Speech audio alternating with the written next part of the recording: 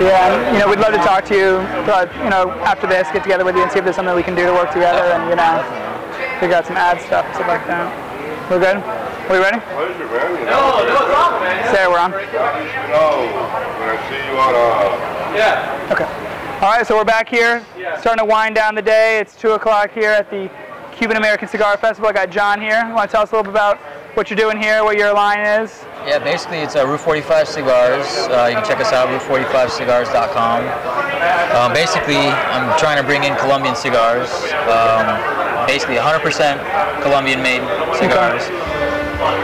Some of them do have a little bit of imported tobacco. We like to use the Ecuadorian Connecticut, and that's on some brands. Some brands are only Colombian. Okay. You got Camino Real, which is one brand that's coming in, and that's 100% Colombian tobacco. Colombian grown, everything's done in Colombia. They all come with Habano wrappers. They're really, really nice wrappers, and the very distinctive thing about Colombian cigars is they're very aromatic. Okay.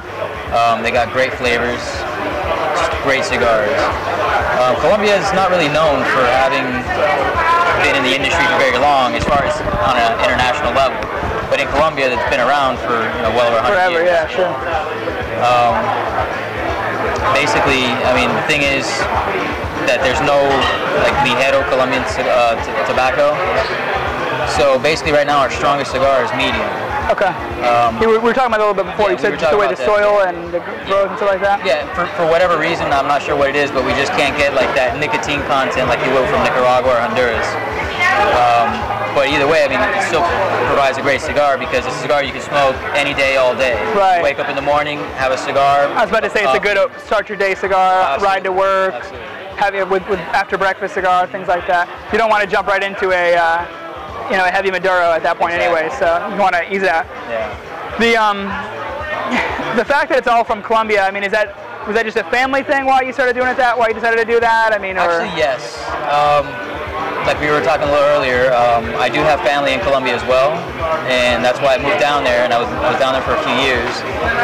And you know, I've been into smoking cigars for quite a while, and while I was there, I never really picked up on it because you don't see it. You don't see it anywhere you go, and then when you do, you see maybe a little box of humidor, you know, box of cigars, and of course they're all Cubans. And then every now and then you start seeing the little Colombian brands, but they're very small scale, so you don't see them everywhere. And then again, the people down there don't usually take the best care of them, so when you do try them, you really don't like them. Right. So the humidors aren't maintained properly. Yeah. But actually, the area where my family is from, I actually found out as well that my great-great-grandparents actually had tobacco fields. Oh, wow. And the area where my family is from is actually where you can find a lot of the factories, where we have most of the factories for the cigars. It's called Piedecuesta. And there's a beautiful little town. Very, very small. So I mean, you can just imagine. I mean, as far as considering, you know, the scale of cigars, production-wise, compared to like these other countries, it's very, very, very minute. Has it been difficult to get quality rollers and things like that there, or there's definitely a very big challenge getting things on the wall. I've been working on this for just over 2 years now, and like I was telling you earlier, just last December we went live with the website. It's definitely been a ride. But I mean, we stand behind our product. We believe in it. I'm sure. Almost some of the cigars that I smoke pretty much consistently now. Well, one thing I would say about having the selector group, while in the beginning it's harder to find the good ones, once you have them, you have them. I mean, you're not going to have another company come in and try and poach your guys, so you're able to develop your employees, your rollers to roll exactly how you want it. And I imagine that gives you a little bit more consistency.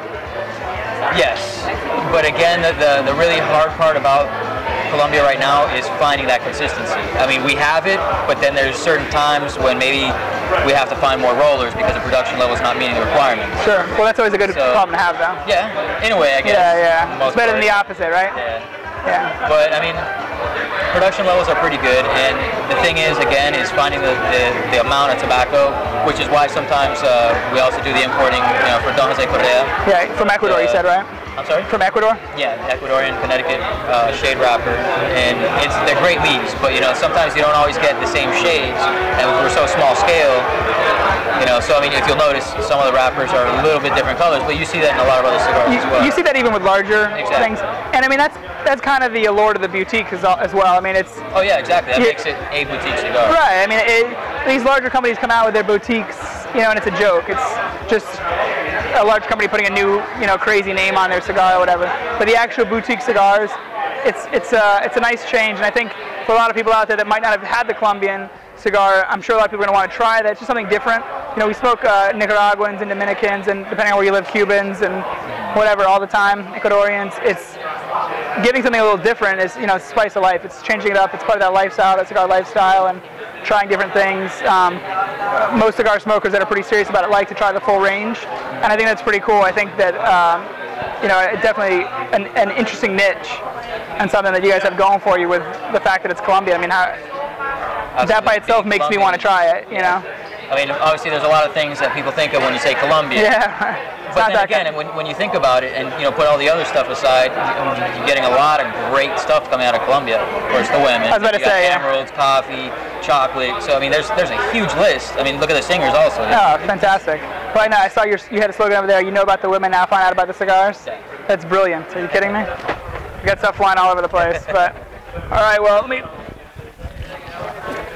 pop that up. It's obviously live. You got to bear with us here, But anyways, John, thank you so much. Thank you very much. That was awesome. We really appreciate you coming on, and thank you guys. We look forward to doing stuff with you in the future.